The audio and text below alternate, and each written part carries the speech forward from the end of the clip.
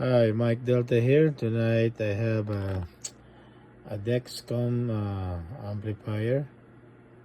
2 tube inside. There's a 2 tube inside. Retune.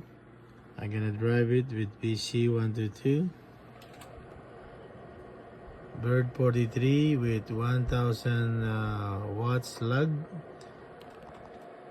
Time is 1 peak reader.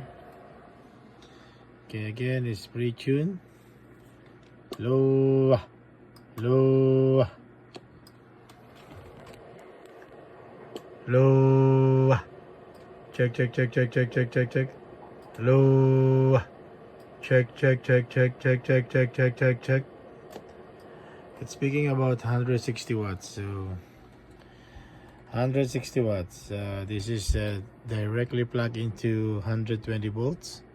So you don't need a power supply.